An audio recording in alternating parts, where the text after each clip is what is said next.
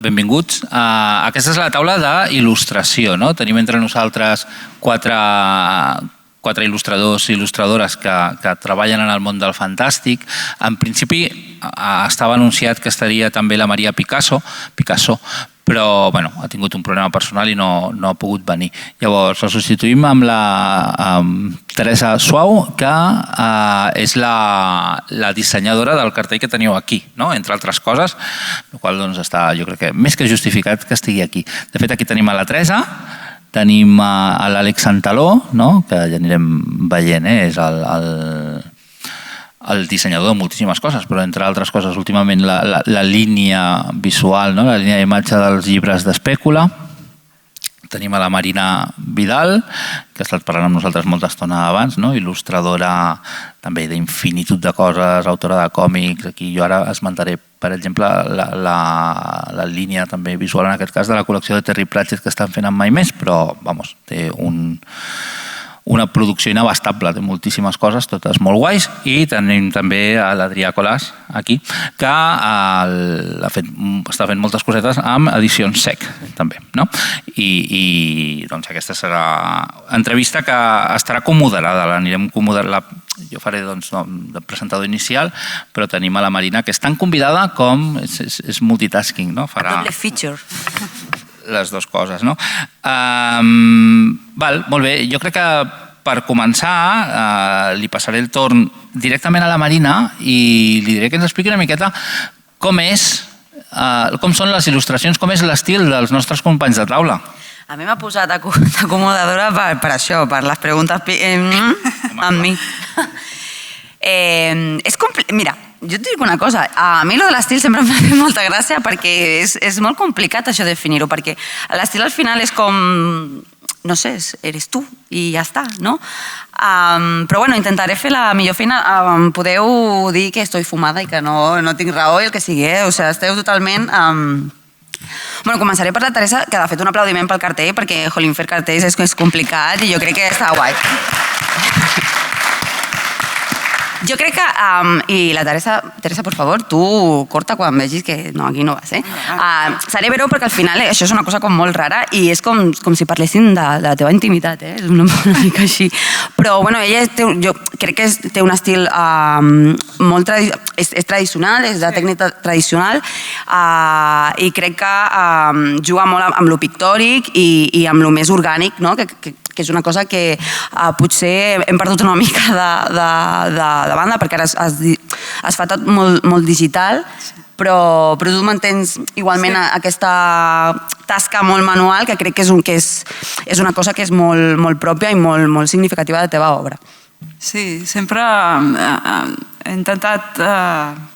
Sí, m'agrada molt el manual i això, és veritat, i tot i que també he treballat molt en digital, però mai m'ho passo tan bé com a les tècniques manual. Tot i que últimament, sobretot amb aquest cartell i amb alguna que he fet després, sí que li vaig començant a trobar el gust.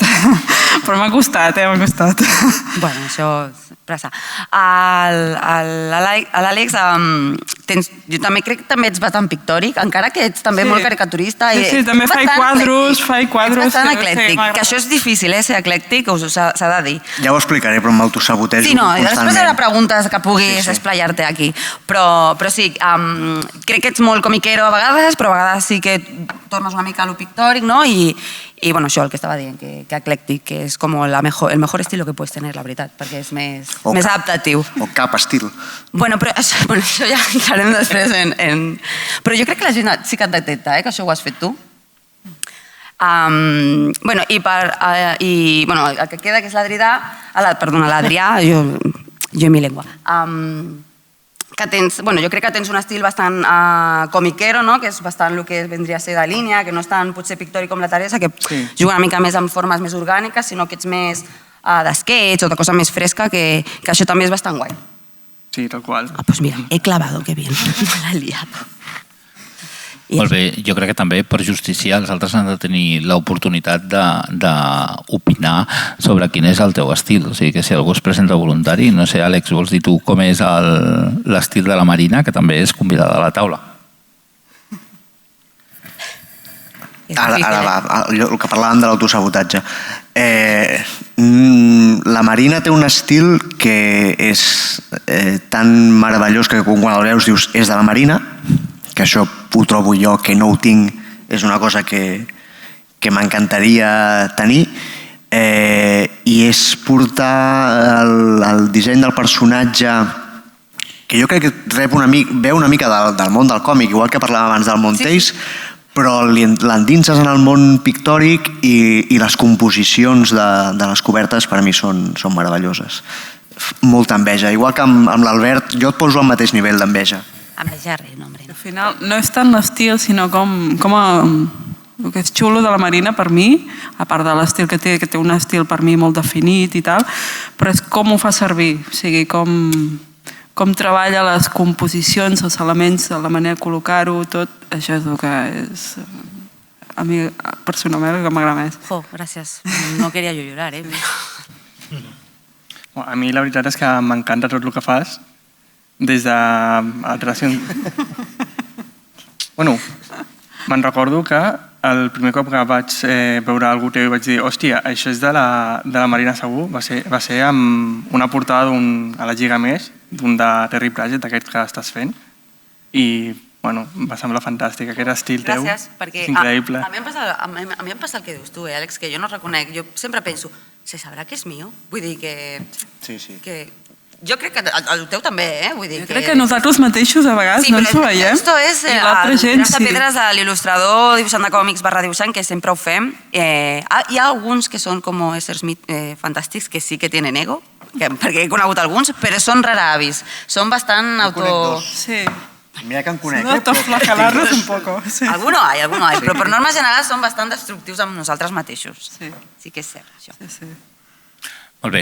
Aquí, els 4 membres de la taula que tenim aquí, teniu trajectòries molt diferents. Alguns fa molts anys que us dediqueu a la il·lustració, altres professionalment esteu començant.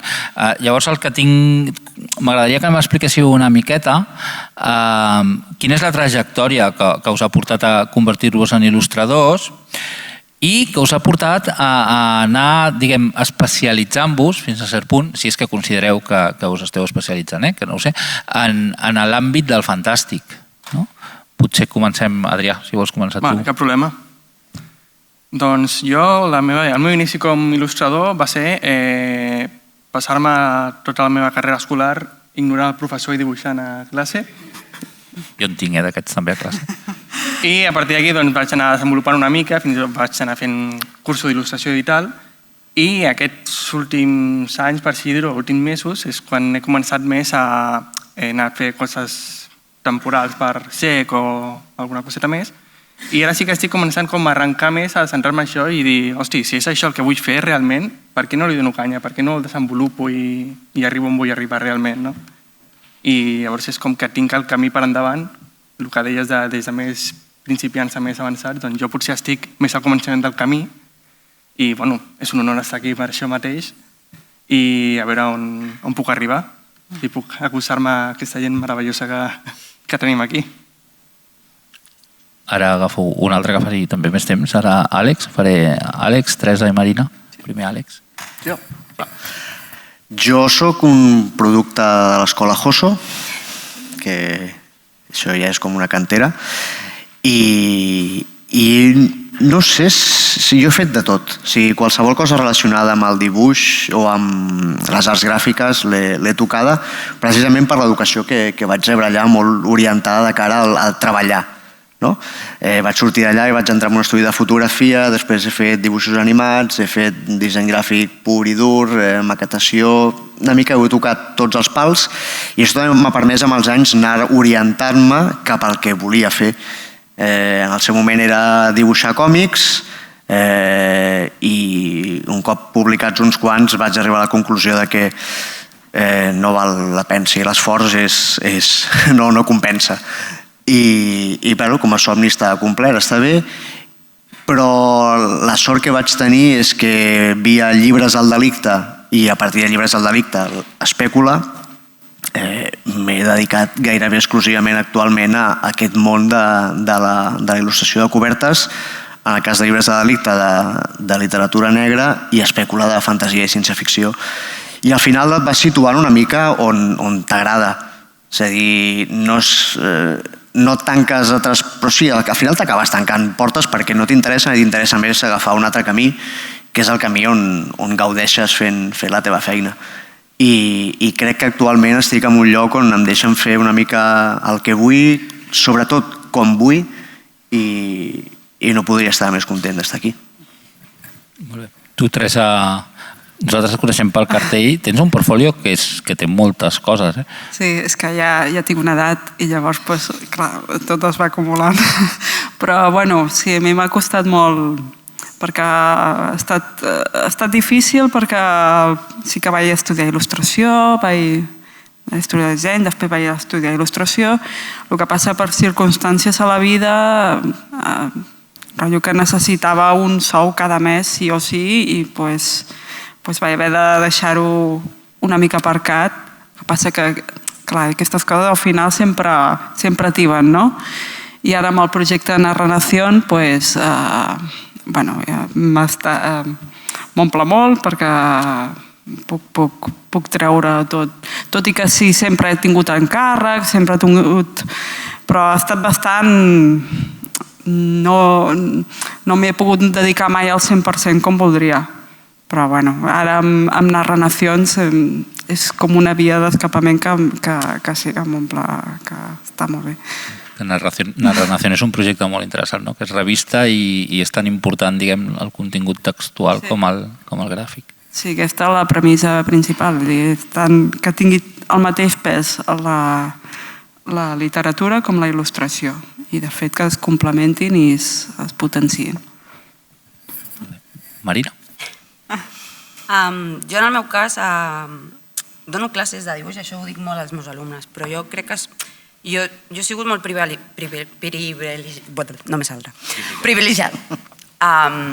I crec que és així perquè el món de la il·lustració, i crec que la Teresa ha dit una cosa molt important, que és que jo dic il·lustració, però jo volia fer còmics i el món del còmic és encara pitjor, però el món de la il·lustració és un món molt precari en el que és molt difícil poder viure d'això.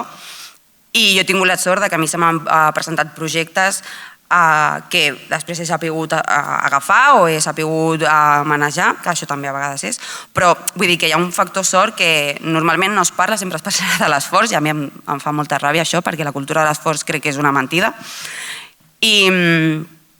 I jo sempre he tingut aquest privilegi que jo vaig sortir de... Jo també soc producte de la Joso, però jo vaig entrar a la Joso des de molt joveneta. A mi mai m'ha agradat dibuixar, jo sempre he sigut més niña rata de llibres, però no dibuixava.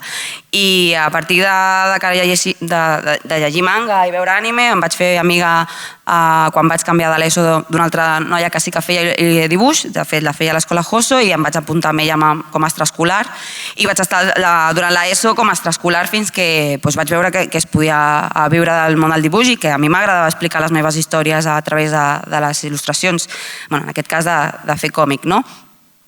I el còmic, evidentment, no és una sortida professional molt agradable i tal, i vaig tenir la sort que vaig acabar a la Joso, vaig fer il·lustració i vaig entrar en un projecte totxo que era Los 5 de Enid Blyton per l'editorial Joventut, i això a molt poca gent li passa, i gràcies a això vaig començar a anar al món del juvenil i de les cobertes, i després vaig saltar a Ediciones B fent les cobertes aquestes de les edicions Sin Límites, que van ser poquetes però van tenir molt d'èxit. I, que li vaig fer una portada al Juego de Ender o al Vencer al Dragón de la Bárbara Hamblin, que a mi aquest llibre em sembla una meravella. I he tingut l'oportunitat de fer cobertes a gent que admiro molt i que m'agrada molt, i amics meus, i, és una cosa que ha sigut sort en part, i això jo crec que sempre s'ha de dir. Llavors, jo m'he especialitzat en una cosa que m'agrada molt, que és fer cobertes del món fantàstic, però ho he fet perquè la moneda ha caído en el lado bueno, però podia haver caigut en un altre lloc i no hubiese salido tan bien. I crec que és important a vegades dir-ho, això, que no sé, no ho posem molt sobre la taula, que a vegades és qüestió de sort i de fer feina també, però la meva trajectòria és una mica aquesta, és una mica com s'ha girat el viento. Molt bé. I us sembla que el fantàstic té una... o que la il·lustració té una afinitat especial amb el fantàstic? Tu, per exemple, Adrià, fas portades, però no només, no? També fas il·lustracions dintre dels llibres. Sí.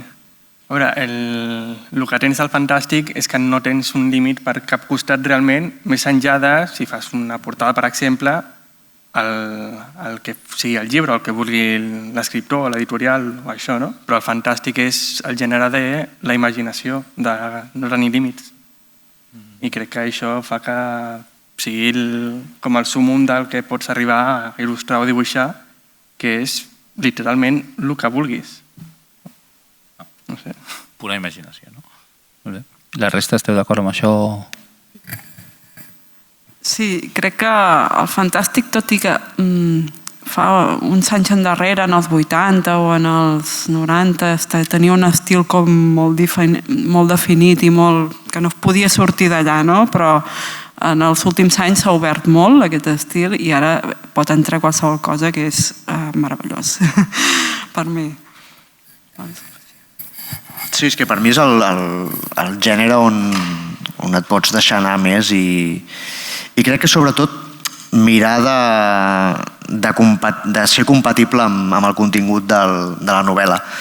Com que dintre del fantàstic trobem de tot, des d'històries gegantines de l'origen de l'univers a històries petites, també t'ho pots permetre tu a l'hora d'il·lustrar-les. O sigui, pots anar a fer la cosa més bèstia, més general, no sé com dir-ho, no? Però més que vulguis abarcar tot el possible, o la cosa més petita, més detallista, i jo crec que és el món on pots variar més d'estil fins i tot, perquè és el que deia ella, no? Abans potser estava més quadriculat tot, però crec que avui en dia, i això potser passa ja amb molts més gèneres, no? Però el fantàstic sobretot, perquè tant fantàstic com ciència ficció sempre van pel davant obrint camí. Pots fer una mica el que vulguis, tots els estils estan acceptats i tot encaixa. Crec que en el fantàstic, fa temps enrere, quan va començar el fantàstic, es considerarà com un estil molt infantil, llavors em refereixo a, principis del segle XX o així,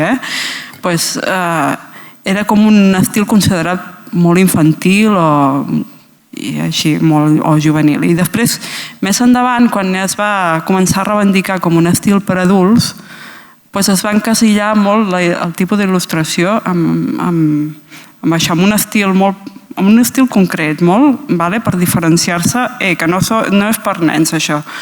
I ara ja s'ha obert totalment a altres estils, que és el que mola que hi hagi varietat.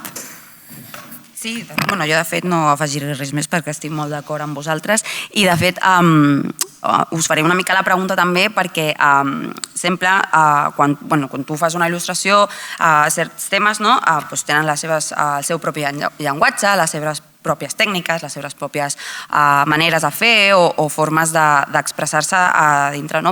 Quan fas, per exemple, coses més històriques, potser busques una cosa més realista que no pot ser més simplificada. Creieu que dins del fantàstic hi ha una forma de fer o una forma de construir imatges o com una història o una... Vull dir, com el seu propi llenguatge a nivell visual d'imatge o penseu que és una cosa també molt eclèctica o que depèn també molt de la història o com ho veieu? Jo parlaré des del meu punt de vista i de la forma de treballar jo, que és que intento no repetir-me d'entrada i això ja és una forma de posar-te límits. Si hi ha una plantilla de gènere, no la conec perquè intento canviar. I crec que no existeix, crec que sí que hi ha línies que totes segueixen la mateixa, però és aquella línia que té la seva pròpia estètica o els seus propis codis. Però crec que això s'ha obert molt en general i no hi ha la tendència a repetir els codis d'abans, com deia ella. Jo personalment intento prendre-m'ho com un joc, és a dir, escolta... Ara he acabat una que dic, la pintaré com si estigués pintant amb llapisos de colors. Seràs gilipolles, no hi ha res més difícil que això. Però és que no ho havia fet fins ara, llavors vull provar i que tampoc sembli meva, no? I Jo t'entenc, perquè vaig fer una que era com gravat de fusta. Aquesta em falta, però ja caurà també. Però és això, jo crec que és el contrari, que intentes sortir-te constantment d'aquest possible encasellament, però precisament perquè les novel·les no són iguals una que l'altra.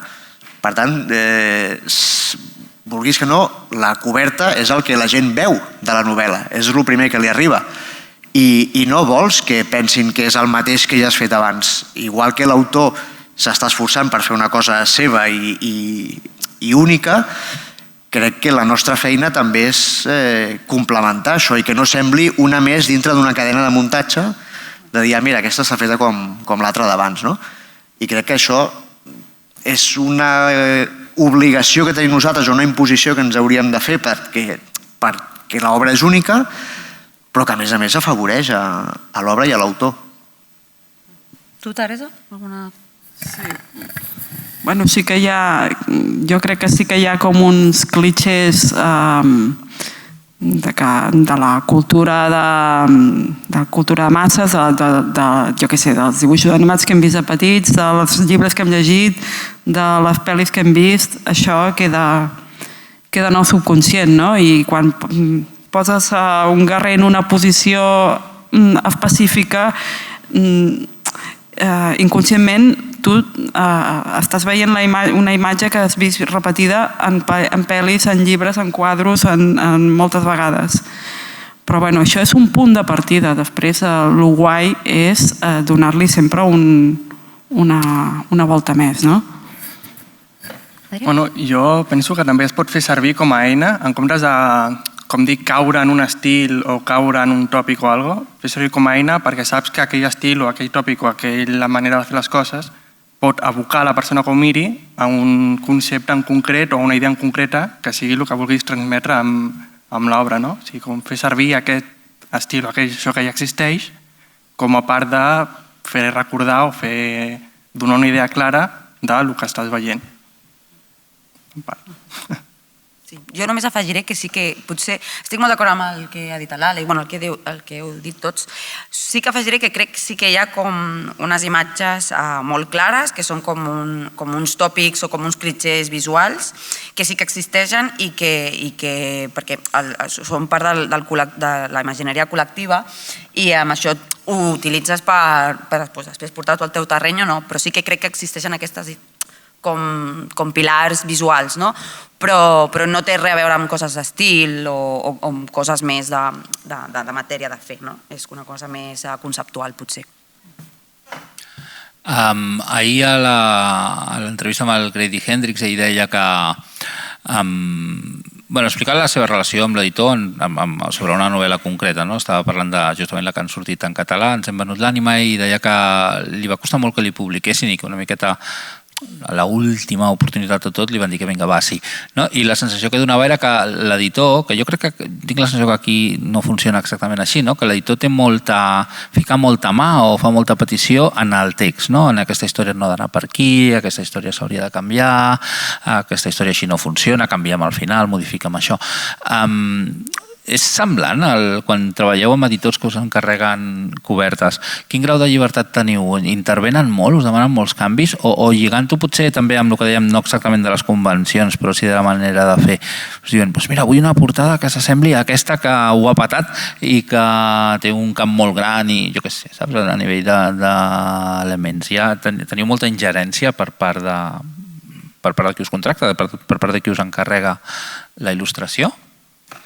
Jo, la veritat, crec que no tinc tanta experiència en treballar amb diversos il·lustradors o diversos editors, o diversos clients, però suposo que dependrà de la persona, del tipus que busqui. En el meu cas, per exemple, potser hi ha casos en què, com tant l'editor com l'escriptor opinen una mica del que volen i el que diuen, potser és l'escriptor que té la idea més clara del que ha fet, el que posa més idees en taula, el que vol més canvis o alguna més concret, i l'editor, per altra banda, és com un terme mig entre el que sap que l'il·lustrador pot fer i vol ell al llibre amb el que té en ment l'escriptor per la seva part.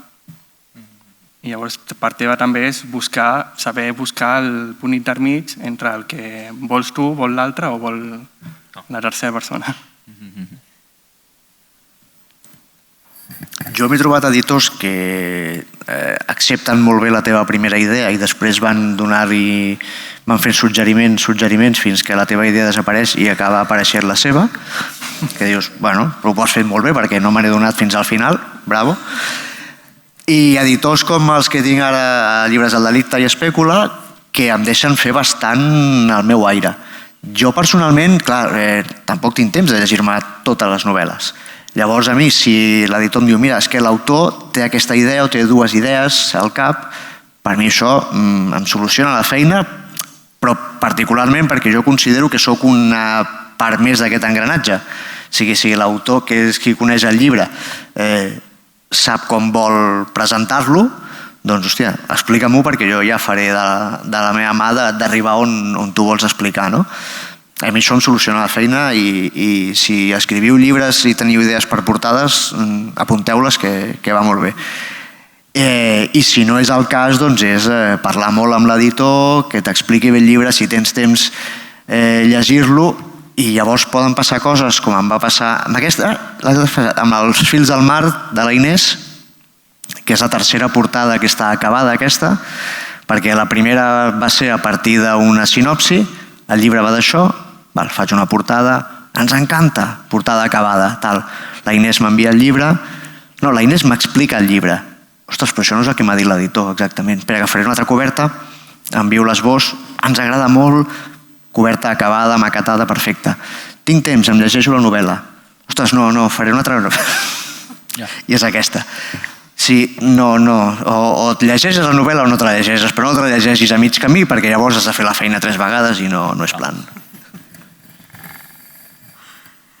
Jo la veritat és que no tinc molta experiència amb això, però sí, crec que el seu és que llegir un enteniment. O sigui, l'editor crec que ha de saber respectar la feina de l'il·lustrador, que és el que sap d'il·lustració i el que sabrà de composició i de moltes més coses, però l'il·lustrador també s'ha d'adaptar una mica a el que vol, el que pretén, la idea que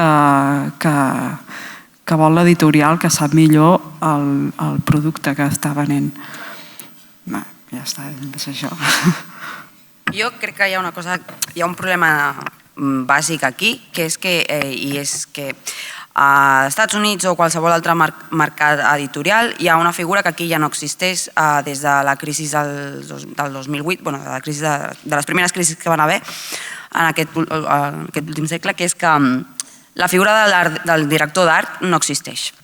Llavors tu quan treballes per fora, a part que en molts casos no arribes i no tens un agent, és a dir, que treballes directament amb gent, allà hi ha una persona que fa dir de director de l'art i és el que s'assegura que el que estàs fent està ben fet en el sentit que segueix la línia editorial o el que vulguin els editors o el que vulgui l'autor o del que vagi en el llibre. Llavors, com això aquí no existeix, depèn molt de la combinació del projecte, és a dir, depèn molt de l'editor, depèn molt del tipus de projecte que estigui important i depèn molt també de l'il·lustrador. Jo, per exemple, m'he trobat des d'editors que em passen briefing, que és una cosa que a mi encara em sembla super raro, trobar-me briefings, perquè aquí per norma general no es fa, que és, un briefing és bàsicament que t'expliquen la novel·la, et fan 5 cèntims de com són els personatges, és a dir, perquè tu et facis una idea molt clara i sàpigues a què va el llibre i de què va tot i com és tot, sense llegir-te el llibre. I et posen també propostes o coses similars que puguin encaixar en el que ells volen. Això és l'ideal perquè així, més o menys, tu tens una idea i no es fas feina per res. I també m'he trobat, i normalment, per exemple, Mai Més em passa, o amb Crononauta o amb Cronos també em va passar, que em donen totalment llibertat. I això és guai perquè vol dir que els editors t'han buscat a tu perquè volen el que fas tu i et donen totalment llibertat i confiança, que això sempre és una cosa que agraeixes molt, perquè fer una coberta d'un llibre és una cosa important. I aquí el pes, diguem, de com ho portes ets tu. Jo també he tingut la sort de fer llibres per amics meus i jo sempre li he anat a preguntar, oye, passa'm imatges o passa'm idees que tinguis o tens alguna idea en el cap o jo què sé, saps? O una playlist inclús, no sé. Intento preguntar en aquests casos. I, evidentment, jo passo totes les propostes que puc i amb els editors ho anem parlant i intento llegir-me el llibre, que no sempre es pot, però més o menys intenta quadrar. Llavors, aquí és molt estrany perquè el procés creatiu és molt depenent de la situació. Per sort, jo almenys, en el meu cas, mai he tingut, exceptuant algunes coses molt puntuals, però no són cobertes de gènere, problemes així de no entender-nos. Cada vegada és més freqüent aquí veure el nom dels traductors a les portades, no? I és una cosa que està molt bé.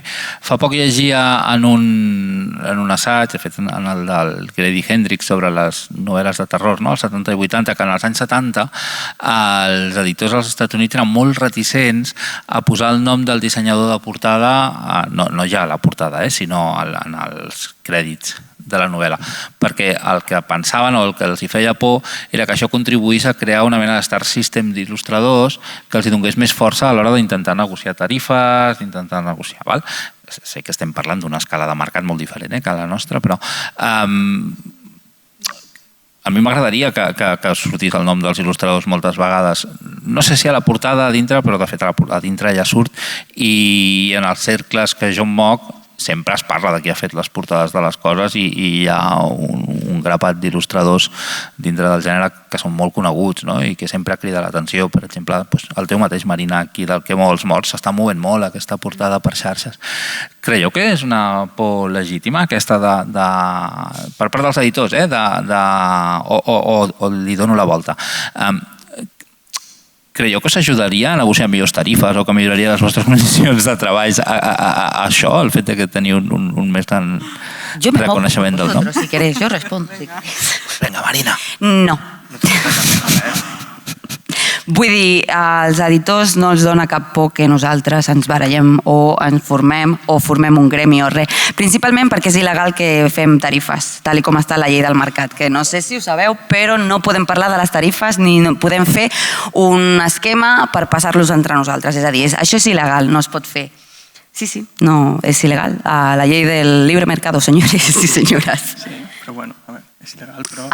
És a dir, que dona igual. Això, en tot cas, si es posa... A mi no m'agrada que surti el meu nom a les cobertes, crec que no pertoca. Almenys a la portada. A la contraportada, al costat on va la informació o potser a la solapa, em sembla correcte. O si no, dins del llibre, que és on s'ha d'etiquetar la persona, seguro. Vull dir, jo no necessito que el títol ho posi perquè jo ja està en el meu portafoli, jo m'ocupo de mover-lo, no passa res. Però bueno, sempre s'agraeix que els editors et tinguin en aquest compte i crec que és una cosa que està bé. Vull dir que a mi que no m'agradi no vol dir que no cregui que s'hagi o que es pugui fer. Que està bé que lo haga. Editors, està guai, No. Jo amb això penso bastant com la Marina. És un llibre. Si fos un llibre il·lustrat, fos un còmic, parlem d'una altra cosa, però aquí el llibre és de l'autor i nosaltres som una eina més. I després sobre el tema de tarifes i associar-nos i aquestes coses, si jo veiés que els editors pels que treballo doncs van amb un Mercedes o amb un Rolls Royce i porten... Sí, però tampoc és el cas. Vull dir, no és que m'estiguin explotant. Normalment és una autoexplosió que es fan ells mateixos i tu formes part del procés. Per tant, crec que estem tots al mateix vaixell i seria absurd de tirar-nos pedra. Menys quan treballes per les grans, que esos són sanguijuelas. Sí, però aquests ja tenen els seus mecanismes perquè no puguis fer res. Sí, jo també opino igual. Jo crec que el que sí que crec que està en un lloc accessible, perquè sigui fàcil de trobar, perquè al final la portada és un valor afegit, no? O sigui que al final la portada és el que fa que en una parada d'un munt de llibres se t'acabi anant la vista en un concret, no? Llavors és un valor afegit important. Llavors sí que potser no en la portada, però almenys que sigui el nom de l'il·lustrador que sigui accessible, perquè ja que tu ajudes a prendre aquest llibre, que t'ajudin a trobar-te també està bé. No? No puc afegir molt més. més enllà de... Potser a vegades quan comences o quan fas una cosa que és nova per tu o un projecte nou, treballes per algú nou, dius, hosti, tant de bo pogués tenir unes tarifes per saber el que... Aquesta cosa que em ve nova a mi, com tinc que afrontar-la, no? Com tinc que treballar-la a nivell professional amb el client. I bueno, és una cosa que simplement cadascú fa el que millor pot i a poc va aprenent com va. Sortint del tema, però sempre s'ha dit que aquí hi ha el tabú de parlar de quan guanyes i en altres països no hi és, i que segurament és bo parlar de quan guanyes perquè t'ajuda a saber... Jo confirmo que existeix. Hi ha molts il·lustradors que no volen parlar de les seves tarifes. I jo m'he trobat, vull dir, jo a vegades ho he preguntat i per sort amb qui he parlat mai m'ha dit res, vull dir que sí que m'ho ha dit i no hi ha hagut cap problema, i a mi quan em pregunten jo no tinc cap problema de dir el que cobro o el que sigui, però és un tabú que existeix, perquè et fa por que si cobro menys o cobro més, o si dic això potser em treuen més treball perquè després venen con tarifa menys, coses d'un treball solitari que no som gremi, és una mica complicat de gestionar, però bueno. Hi ha una altra pregunta que teníem el Miquel i jo, que tampoc... Vull dir, no és qüestió d'obrir el meló ni entrar en superdrama, però, i suposo que més o més amb el del meló us imagineu per on va el tema, però creieu que amb tot el tema de les IAs i de les noves tecnologies, en canvi de veure o parlar de forma negativa, que evidentment hi ha moltes coses aquí, creieu que les noves eines, noves tecnologies, sigui la IA o sigui una altra cosa, creieu que pot tenir un valor positiu en la vostra feina o en la vostra forma de treballar? O sois negacionistes? Ostres, no sé, és molt d'hora, perquè realment és molt d'hora per dir com acabarà tot, però jo crec que al final crec que ja ens estem acostumant i que al final serà una eina i ja està, vull dir que igual que quan van sortir el Photoshop o altres eines que ara estem superhabituats a fer-les servir, però al final les IAs es basen en coses que ja existeixen, no? Al final, per crear alguna cosa, la manera com ho fa servir és el que compta, no? Jo soc dels negacionistes i et diré que el que dius tu per crear alguna cosa, hosti, jo per crear alguna cosa no ho veig. Sí que conec gent que ho fa servir en el moment que no tens idees, igual que d'altres fan servir Pinterest i entren i comencen a fer cerques per rebre estímuls, per documentar-te o tal, on hi ha d'altres que si estàs fent un llibre de fantàstic t'aniràs als teus àrbucs de fantàstic i començaràs a passar pàgines. Doncs hi ha gent que posa 4 conceptes i el que li surt hi pot servir com a inspiració. Això ho puc arribar a tolerar en d'altres, però jo de moment no. Avui llegia, que no recordo qui ho tuitejava, que jo vull que la IA em posi la rentadora, em planxi la roba i faci aquestes coses i jo dedicar-me a pintar. Jo soc totalment anti-IA, o sigui, principalment, quan va sortir tot, vaig pensar que això és una aberració, ni de conya ens trobarà el treball, la feina, ni res. Però després veus, un altre que faré un cop de puny a la taula, la culpa és del capitalisme, la gent que per estalviar-se uns calés fa una aberració a Mia i diu endavant amb això, perquè m'ha sortit barat i ja està. Després li demana alguna cosa a un il·lustrador, per exemple, i li posa 1.000 pegues o 1.000 canvis o 1.000 de més. I crec que aquí hi haurà algun tipus de lluita perquè, clar, l'estalvi que fa una IA amb l'efecte inicial visual, que és el que es busca realment més enllà d'algú professional potser, pot arribar a ser un problema. Personalment penso que la IA malament. En el meu cas, qui més o més em llegeixi per Twitter sap que jo també estic en contra de les IAs, però jo sí que crec que hi ha alguna cosa positiva, que és que quan tota aquesta merda de això de les IAs generatives que han robat i s'estan aprofitant i de tots els listos i tot això, quan tot això passi es legalitzi bé i passem d'aquest tema, que no és un tema, vull dir que són problemes legals, són problemes de dignitat propis. Creus que passarà? Sí que passarà. Potser tardem una mica, però arribarà. Jo crec que sí que hi ha coses positives i quan el que és la IA, o no IA, sinó les eines digitals noves que s'han creat estiguin de veritat al nostre costat, sí que serà una cosa positiva. De fet, ja existeix aquest tipus de coses. Hi ha IAs generatives que no roben imatges, que són IAs de cercle tancat, en el que els il·lustradors posen les seves coses i es genera una eina per ells. De fet, les pel·lis de Spider-Man estan fetes amb això. Són gent que ha fet... No està amb IA generativa, és a dir, l'equip de Sony o l'equip creatiu de Sony ha fet pincells o textures i coses i les han volcat en un sistema de dades i amb això ho utilitzen.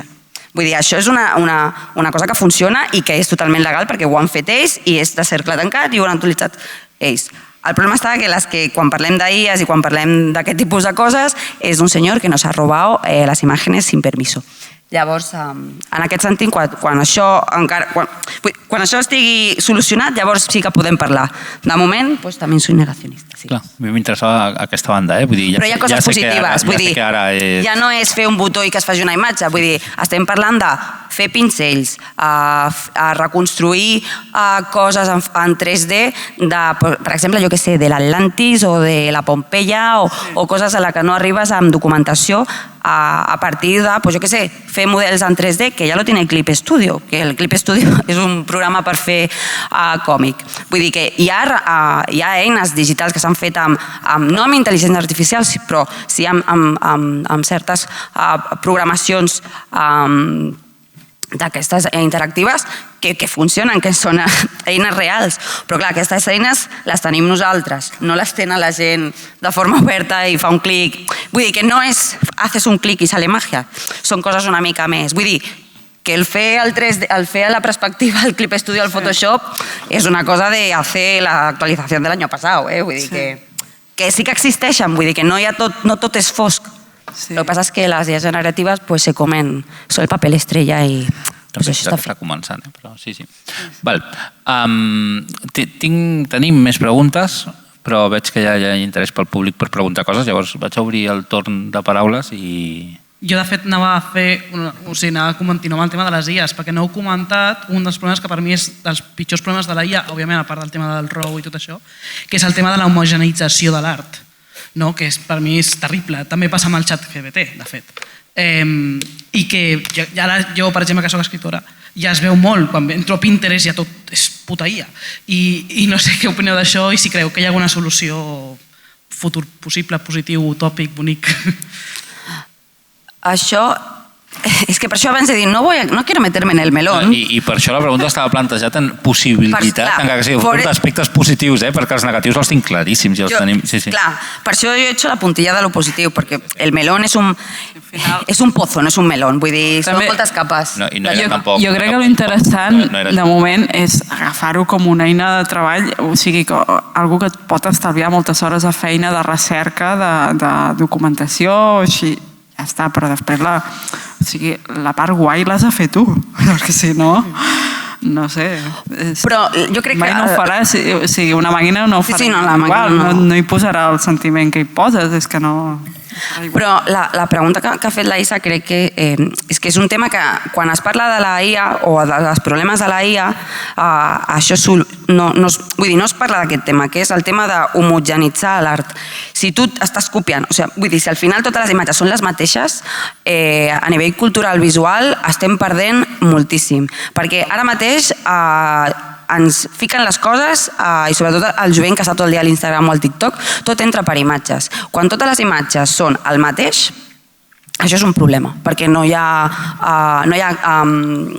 no pots generar una crítica visual bona. Vull dir, no pot ser que tu estiguis buscant coses de la història de l'art medieval i et surtin coses que no han existit mai, perquè la IA tu ara busques coses i te la cuela que eso és una pintura d'un llibre il·luminat i tu ha colat i no ho és.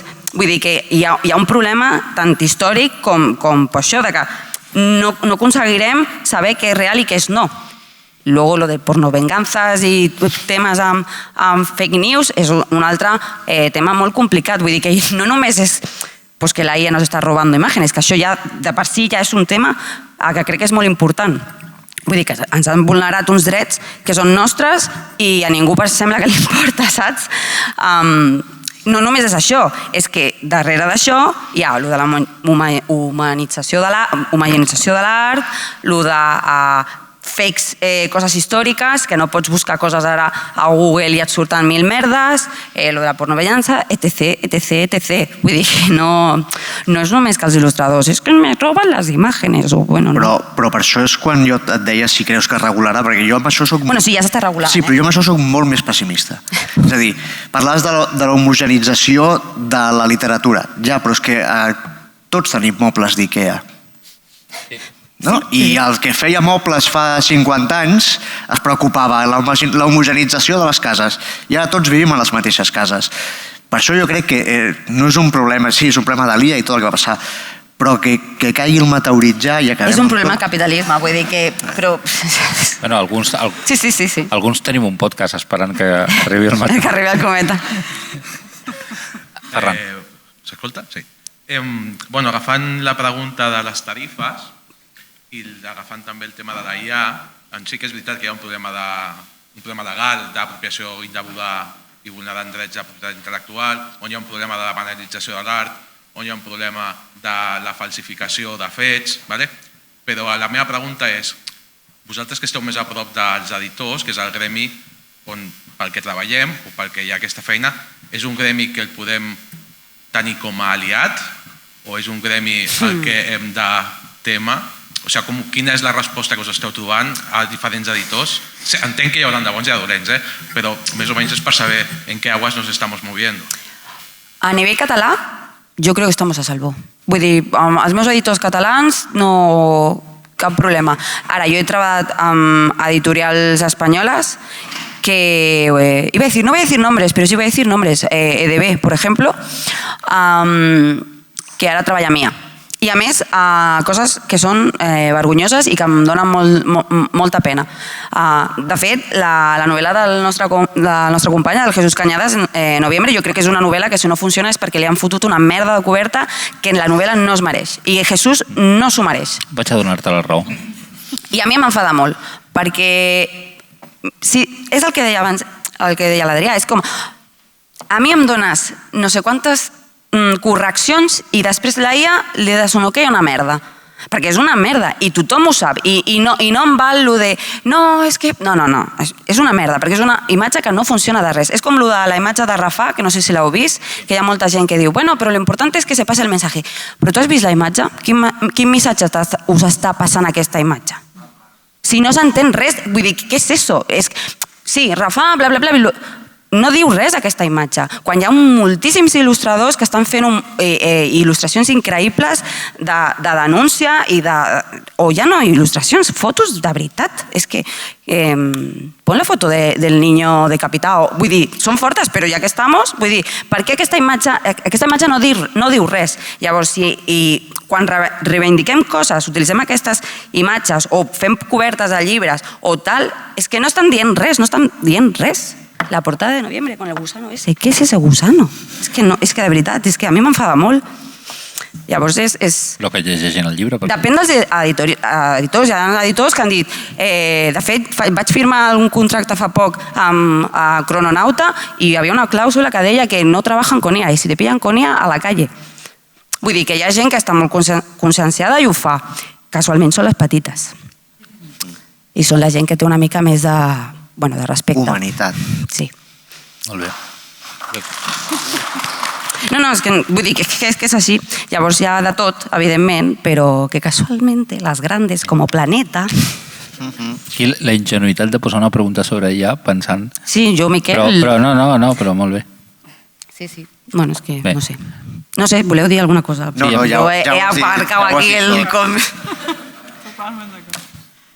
Algú hi ha més preguntes al públic? Ara la cosa està calenteta, ara és un bon moment.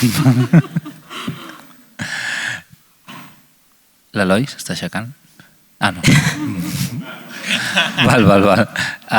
No sé com estem de temps, Marc. Fatal, no? Val, doncs... Ah, sí, hi ha una pregunta, perdó, el Quim. Sí, l'última, és totalment ignorància. Jo sé que hi ha tarifes per tema de traduccions i tot això. A mi m'ha sorprès moltíssim saber que no podeu publicar en...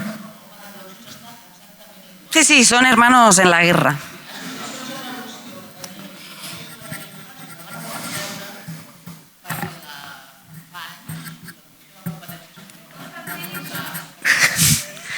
No, dades d'això. És a dir, de traduccions no hi ha propostes de tarifes gaire visibles perquè associacions que en tenien les van haver de retirar perquè fa anys la Comissió de Competència Espanyola va multar amb una associació de guies turístics i era una quantitat que segons quina associació ja pots anar dissolent perquè et queda sense pressupost anual. Per tant, no. L'únic que hi ha ara una possible oportunitat és una normativa de la Unió Europea nova, a més. Nova, que ja està pensada quan hi ha aquesta desproporció d'individus autònoms contra empreses amb serveis legals d'afavorir una negociació col·lectiva a través d'associacions o a través d'alguna manera. Aquesta normativa està en fase europea, està començant i no s'ha concretat res. Per tant, el que ha dit la Marina és veritat de tot aquest sector de petit autònom creatiu. Que de fet, mira, ara el Ferran parla... Bueno, anava a donar-li pas al Ferran perquè ell i jo sabemos aquí... A nivell amb el que és la moguda de l'Estatut de l'Artista i tot això... Se m'escolta? Ara sí. La moguda de l'Estatut de l'Artista i tot això que s'està negociant amb el govern, hi ha una modificació d'un Reial Decret, un tema legal que permetria a les associacions de professionals actuar com si fossin una associació de consumidors. Per tant, s'obriria la porta a fer aquest tipus de feines o tenir aquest tipus de taules. A mida de no de tenir una taula de preus, sinó de poder denunciar ús de preus abusius, no pagament de tarifa, o sigui, no pagament de preu. Llavors, nosaltres, com a gremi d'il·lustradors, de traductors, de guionistes, no ens podem associar com si fóssim un sindicat, no podem actuar com un grup, ni podem denunciar de manera anònima com un grup, sinó que hem d'anar sempre a manera nominal i a manera individual i personal. I això és molt difícil. És molt difícil a nivell de diners de cadascun, és molt difícil a nivell professional. O sea, yo, Ferran Clavedo, no em puc anar al senyor de Planeta i dir-li no me has pagat los royalties del año pasado, cabrón, perquè el senyor agafa de Planeta i em fa xof, i em deixa sense feina, m'envia... Sí. I tu no llegues a final de mes. Correcte. Això s'està parlant i en teoria hauria d'estar dintre de l'Estatut de l'Artista i bones coses legals que en teoria és un forat que veiem. I a nivell europeu, com diu la companya, també s'està treballant.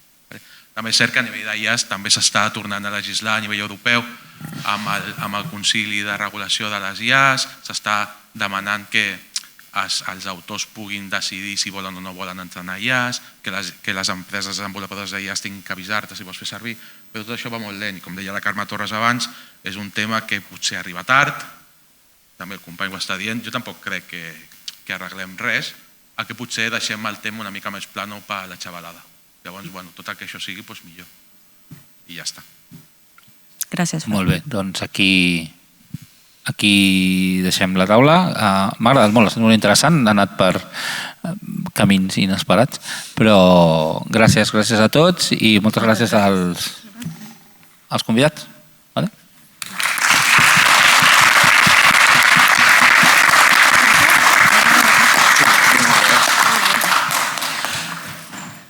Gràcies a tots amb aquesta última xerrada tan interessant que hagués pogut durar una hora més, però amb aquesta última xerrada concloem una mica els actes d'aquesta 6a CatCon 2024 amb aquest experiment que hem fet d'allargar-la també a diumenge tarda, que jo crec que és prou vàlid per continuar-ho.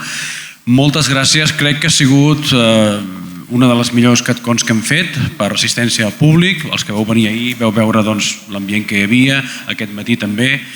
Pels nostres convidats d'honor, que han sigut excepcionals, sobretot per les col·laboracions desinteressades que esteu fent vosaltres, també per parlar dels vostres problemes, que això és una cosa que realment els que som ignorants no sabem fins a quin punt poden arribar.